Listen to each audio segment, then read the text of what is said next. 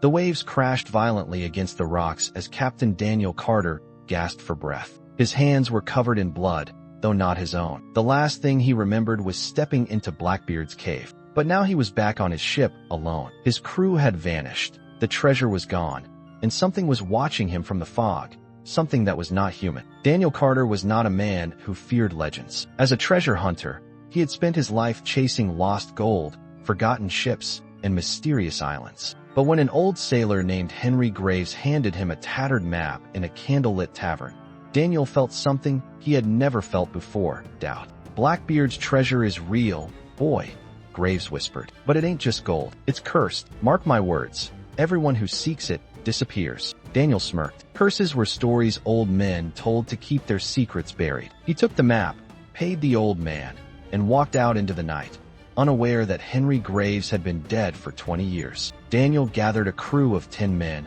all hardened sailors with nothing to lose. Their ship, the Serpent's Fawn, set sail toward the uncharted waters where the Isle of the Forgotten supposedly lay. But from the very start, strange things happened. The compass spun wildly, refusing to point north. Shadows moved across the deck at night, though no one was there. Crew members whispered of voices calling their names from the ocean. 3 nights into their journey, the youngest sailor, Eli, was found dead in his bunk, his face frozen in a scream of terror. No wounds, no blood, just fear. "We should turn back," First Mate Reynolds urged. "No," Daniel said. "We press on." And so they did. The Isle of the Forgotten rose from the mist like a jagged black tooth. Thick jungle covered the land, and the air smelled of salt and death. Daniel and his crew followed the map into the trees, machetes slicing through vines. Hours passed, and the deeper they went, the quieter the island became. No birds, no insects, just silence. Then they found the carvings, symbols etched into the trees,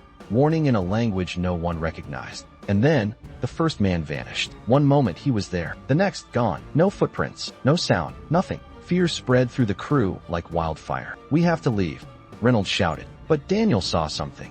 A cave entrance hidden beneath the roots of a massive tree. This was it. Blackbeard's treasure was inside. The cave was unnatural, its walls smooth, as if carved by something not human. Torches flickered, shadows twisted. And then, there it was, the treasure of Blackbeard. Gold, rubies, emeralds, enough wealth to make them kings. But something was wrong. The gold was too clean, untouched by time. In the center of the hoard lay a skeleton, its bony fingers still clutching a sword. As Daniel stepped forward, a deep, ghostly laugh echoed through the chamber. The skeleton moved. "You should not have come," it whispered. The cave walls shifted, sealing them inside. A wind howled through the cavern, though there was no source. And then, the crew began to change. Their skin turned pale, their eyes blackened, their voices merged into one eerie chant. They had become part of the curse. Daniel ran, but the treasure had already chosen its next guardian. His vision blurred, his breath slowed. The last thing he saw was his own hands turning to bone. Years later, another ship spotted an abandoned vessel drifting near the Isle of the Forgotten. It was the Serpent's Fawn. On board,